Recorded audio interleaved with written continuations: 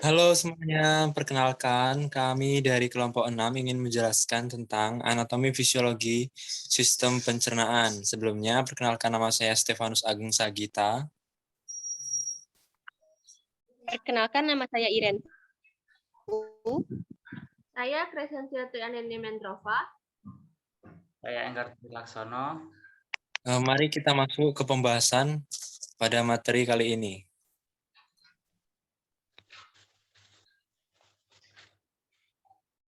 Sistem pencernaan manusia adalah suatu sistem sempurna untuk mencerna makanan. Sistem dari mulut sampai anus sudah tersusun sedemikian rupa sehingga manfaat dari makanan dapat terserap oleh tubuh manusia.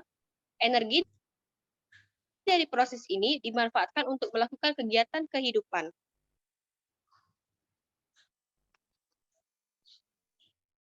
Susunan sistem pencernaan terbagi menjadi dua, yaitu saluran cerna dan kelenjar-kelenjar pencernaan. Saluran cerna sendiri terdiri dari mulut, kerongkongan atau esofagus, lambung atau gaster, usus halus, usus besar atau kolon, rektum, dan anus. Sedangkan kelenjar-kelenjar pencernaan terdiri dari kelenjar pencernaan kecil atau mulut berupa kelenjar parotis, submandibularis, dan sublingualis. Kelenjar pencernaan besar seperti hati dan pankreas, kandung empedu, atau gallbladder.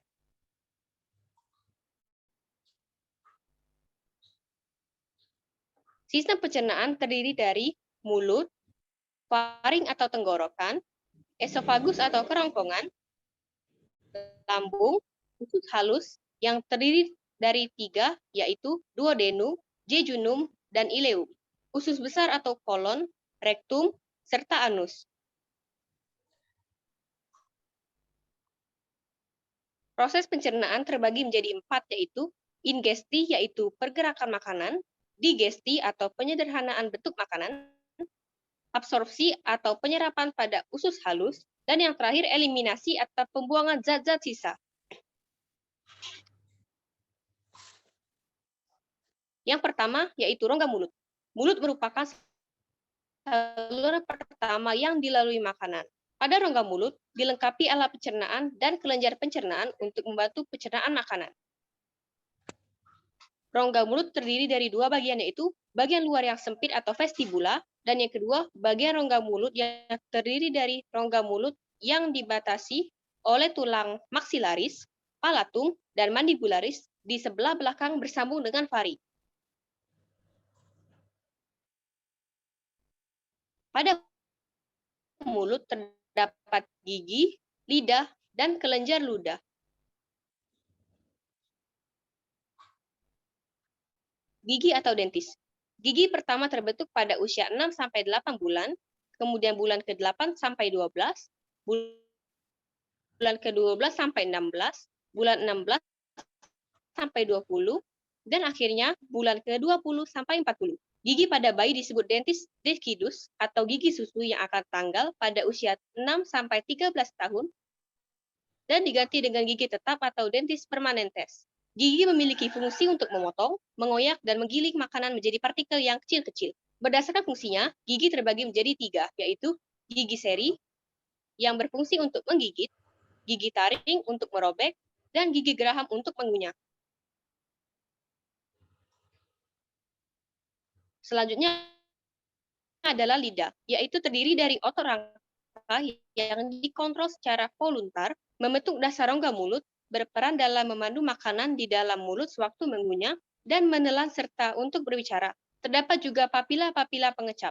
Lidah dilengkapi dengan mukosa lidah yang berperan dalam proses mekanisme pencernaan. Lidah sendiri terbagi atas 3 bagian.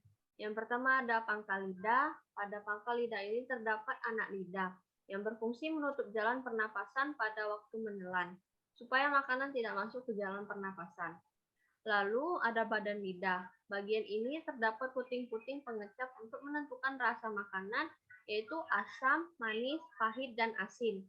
Ujung lidah apex lingua membantu membalikan makanan, proses berbicara, merasakan makanan, dan membantu proses menelan. Air liur atau saliva berfungsi untuk membasahi makanan agar mudah ditelan dan juga meningkatkan cita rasa dengan meningkatkan rangsangan pada kuncup kecap. Kandungan dalam air liur terdapat amilase dan maltase yang untuk mencerna sebagian karbohidrat, lalu ada lisosim dan peroksidase yang merupakan zat antibakteri, dan ada gamma globulin terutama IGA sebagai bagian dari sistem pertahanan tubuh. Kelenjar ludah ada 3. Kelenjar ludah bawah rahang yang mana terdapat di bawah rahang atas bagian tengah. Salurannya bernama ductus Wartoni yang bermuara pada rongga mulut dekat frenulum lingua. Yang kedua ada kelenjar ludah bawah lidah terdapat di bawah selaput lendir dasar rongga mulut, bermuara di dasar rongga mulut dan dipersarafi oleh saraf otonom.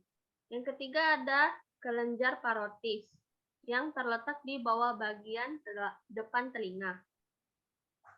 Pencernaan pada mulut terjadi proses mekanik dan juga proses kimia. Proses mekanik berupa penghancur makanan oleh alat-alat pada mulut. Sedangkan proses kimia berupa reaksi makanan dengan enzim-enzim yang terdapat pada saliva. Proses kimia, pencampuran makanan dengan saliva. Saliva mengandung tialin, amilase, lisozim, sodium, mineral, dan musin. Fungsi saliva sendiri adalah untuk membunuh kuman, melindungi mukosa mulut dari trauma fisik atau kimia, dan memudahkan proses menelan. Yang kedua ada faring atau tenggorokan. Tenggorokan merupakan rongga di belakang tenggorokan. Rongga ini merupakan saluran bersama untuk sistem pencernaan dan juga sistem pernafasan. Di dalam dinding sisi faring terdapat tonsil, yaitu organ limfoid yang merupakan bagian dari sistem pertahanan tubuh. Makanan dari mulut akan melewati faring, lalu masuk ke esofagus. Struktur faring sendiri tersusun atas lapisan mukosa, fibrosa, dan otot. Otot utamanya adalah otot konstriktor yang berkontraksi pada saat makanan masuk ke faring dan mendorongnya ke esofagus. Esofagus atau kerongkongan merupakan tabung berotot dengan panjang 20–25 cm. Dimulai dari faring, toraks, menembus ke diafragma, dan masuk ke dalam abdomen bersambung dengan lambung. Esofagus terletak di belakang trakea di depan vertebrata. Esofagus sendiri berfungsi untuk menghantarkan bahan yang dimakan dari faring ke lambung. Esofagus dijaga di kedua ujungnya oleh sphincter, yaitu sphincter pharyngoesophagus dan sphincter gastroesophagus. Sewaktu bernafas, sphincter pharyngoesophagus akan tertutup dan menjaga udara masuk ke esofagus dan lambung.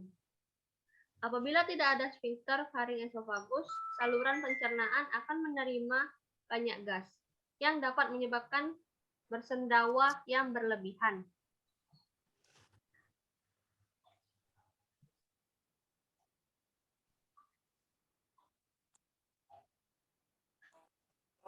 Struktur esofagus terdiri dari 4 lapisan, yaitu mukosa, lapisan submukosa, jaringan ikat yang longgar, 2 lapis otot, yaitu sirkuler dan longitudinal.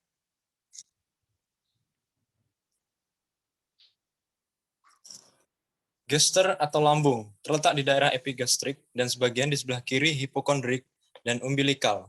Bagian atas disebut fundus dan bagian bawah disebut antrum pilorik. Berhubungan dengan esofagus melalui sphincter kardia dan duodenum melalui sphincter pilorik. Lambung dibagi menjadi 3 bagian. Yang pertama yaitu fundus, yang kedua korpus atau badan, dan antrum piloricum atau pilorus. Sphincter pilorus berfungsi sebagai sawar antara lambung dan bagian atas usus halus duodenum. Sphincter pilorus berelaksasi dan berkontraksasi untuk mengalirkan makanan ke duodenum dan mencegah terjadi aliran balik isi usus ke dalam lambung. Pencernaan pada lambung, yaitu terjadi gerakan pada lambung yang berfungsi mencampur makanan dengan sekret lambung dan mengosongkan makanan. Makanan bercampur dengan sekret lambung menjadi cime. Sekresi lambung, mukus, asam lambung, tripsin, lipase, amilase, dan protease. Fisiologi lambung. Fungsi motorik, yaitu penyimpanan, pencampuran, dan pengosongan thymus, yaitu makanan yang bercampur dengan sekret lambung ke dalam duodenum. Fungsi pencernaan dan sekresi, yaitu dari pencernaan protein oleh pepsin dan HCl. Yang kedua, sintesis dan pelepasan gastrin, dipengaruhi oleh protein yang dimakan peregangan antrum, alkalinisasi antrum, dan rangsangan vagus.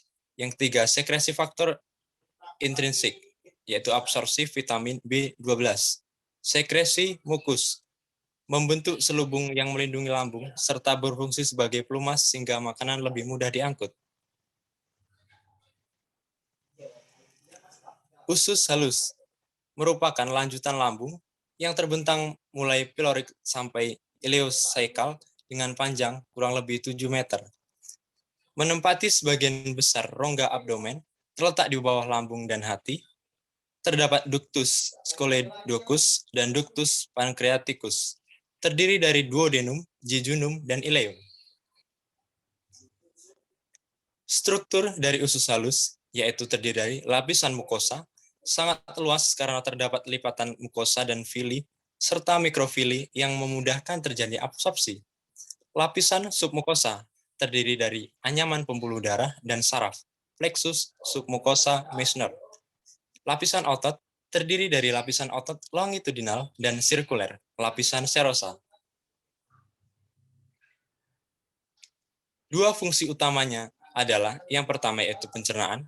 Proses pemecahan makanan menjadi bentuk yang dapat tercerna melalui kerja berbagai enzim dalam saluran GI.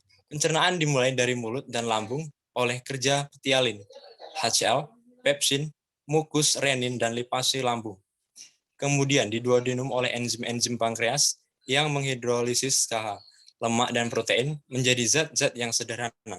Absorpsi, yaitu zat gizi dan air yang terdapat dalam makanan yang masuk ke dalam tubuh, yaitu pemindahan hasil-hasil akhir pencernaan, lemak protein, air, elektrolit, dan vitamin melalui dinding usus ke dalam sirkulasi darah dan limfa untuk digunakan oleh sel-sel tubuh. Pada usus halus, hanya terjadi pencernaan secara kimiawi saja, dengan bantuan senyawa kimiai yang dihasilkan oleh usus halus, serta senyawa kimia dari kelenjar pankreas yang dilepaskan ke usus halus. Sekresi pankreas dan empedu.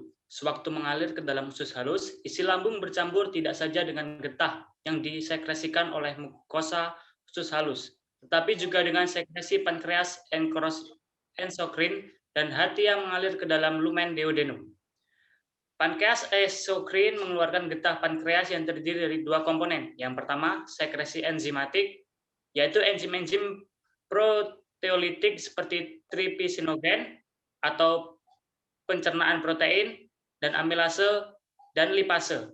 Yang kedua, sekresi alkali encer. Sekresi pankreas diatur secara hormonal untuk mempertahankan netralis isi duodenum dan mengoptimalkan pencernaan. Organ hati. Hati, saluran empedu, dan pankreas. Ketiganya terkait erat dengan fisiologi pencernaan. Fungsi hati utama adalah membentuk dan mensekresikan empedu, metabolisme, lipid, KH, dan protein, penimbunan vitamin dan mineral, konjugasi dan ekskresi steroid, dan detoksifikasi sejumlah zat endogen dan ekstrogen. Unsur utama empedu adalah air, garam empedu, elektrolit, fosfolipid, kolesterol, garam anorganik, dan pigmen empedu. Garam empedu penting untuk pencernaan dan absorpsi lipid dalam usus halus. Kandungan empedu berfungsi menyimpan dan memekatkan empedu. Empedu hati tidak dapat segera masuk ke duodenum, akan tetapi setelah melewati ductus hepaticus, empedu masuk ke ductus cysticus dan ke kandung empedu. Dalam kandung empedu, pembuluh limfo dan pembuluh darah mengabsorpsi air dan garam. Sehingga empedu dalam kandungan empedu kira-kira 5 kali lebih pekat dibandingkan empedu hati. Yang keenam yaitu usus besar atau kolon. Merupakan lanjutan usus halus berbentuk U terbalik, terdiri dari appendix vermiformis, colon ascendens, colon transversum, colon descendens, colon sigmoid, dan rectum. Panjangnya sekitar 140 cm mulai dari vulva, ileocervical sampai anus. Usus besar secara umum terdiri dari sekum, kolon, dan rectum. Usus besar memiliki fungsi yang terpenting adalah absorpsi air dan elektrolit. Kapasitas absorpsi kolon adalah 1.500 sampai 2.000 ml. Bila jumlah ini dilampaui akibat pengiriman air yang berlebihan dari ileum, akan terjadi diare. Sejumlah kecil pencernaan dalam usus besar terutama disebabkan oleh bakteri dan bukan oleh kerja enzim. Bakteri dalam usus besar menyintesis vitamin K dan beberapa vitamin B. Selain itu juga terjadi fermentasi bakteri beberapa karbohidrat dalam kolon, sekitar 1.000 ml flatus, dikeluarkan setiap hari. Usus besar dibagi menjadi 3 daerah, yaitu kolon ascendent, kolon transversum, dan kolon descendent. Fungsi kolon adalah 1. Menyerap air selama proses pencernaan. Yang kedua, tempat dihasilkannya vitamin K dan vitamin H. Sebagai hasil simbiosis dengan bakteri usus, misalnya E. coli. Yang ketiga, membentuk massa feses. Yang keempat, mendorong sisa makanan hasil pencernaan atau feses keluar dari tubuh. Pengeluaran feses dari tubuh atau defekasi. Rektum dan anus merupakan lubang dan tempat pembuangan feses dari tubuh. Sebelum dibuang lewat anus, feses ditampung terlebih dahulu pada bagian rektum. Apabila feses sudah siap dibuang, maka otot sphincter rektum mengatur pembukaan dan penutupan anus. Otot sphincter yang menyusun rektum ada 2, yaitu otot polos dan otot lurik. Kesimpulan, organ pencernaan makanan adalah bagian-bagian tubuh yang berperan dalam mencerna makanan yang kita makan dan mengubahnya dari bentuk kasar menjadi bentuk halus, sehingga makanan itu dapat diserap oleh usus. Alat-alat pencernaan makanan terdiri atas saluran pencernaan makanan dan kelenjar pencernaan. Saluran pencernaan terdiri atas rongga mulut, tenggorokan, kerongkongan, lambung, usus halus, usus besar, dan berakhir pada anus. Sedangkan kelenjar pencernaan terdiri atas kelenjar ludah, kelenjar lambung, kelenjar usus, hati, dan pankreas.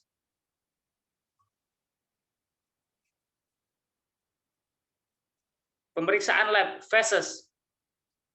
Pemeriksaan feses dilakukan untuk mengetahui ada tidaknya telur cacing ataupun lava yang infektif. Pemeriksaan feses ini juga dilakukan untuk tujuan mendiagnosa tingkat infeksi cacing parasit usus pada orang yang diperiksa fesesnya. Prinsip dasar untuk mendiagnosis infeksi parasit adalah riwayat yang cermat dari pasien. Teknik diagnostik merupakan salah satu aspek yang penting untuk mengetahui adanya infeksi penyakit cacing, yang dapat ditegakkan dengan cara melacak dan mengenal stadium parasit yang ditemukan. Sebagian besar infeksi dengan parasit berlangsung tanpa gejala atau menimbulkan gejala ringan. Oleh sebab itu, pemeriksaan laboratorium sangat dibutuhkan karena diagnosis yang hanya berdasarkan pada gejala klinik kurang dapat dipastikan. Macam-macam pemeriksaan tinja.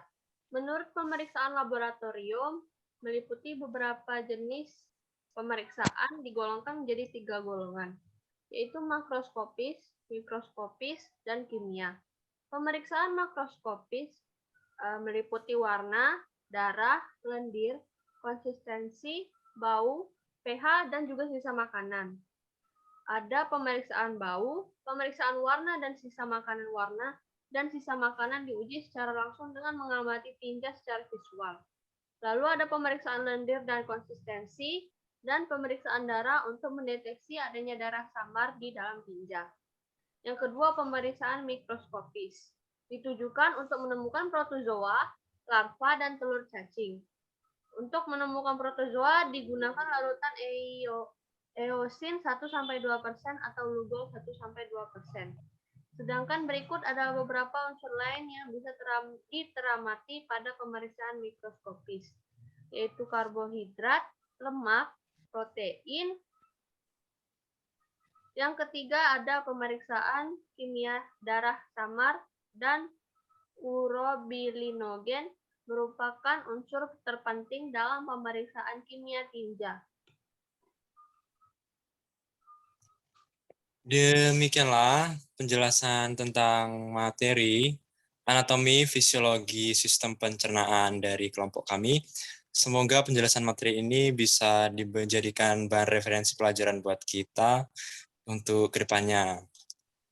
Sekian video dari kami. Terima kasih. Terima kasih. Dah.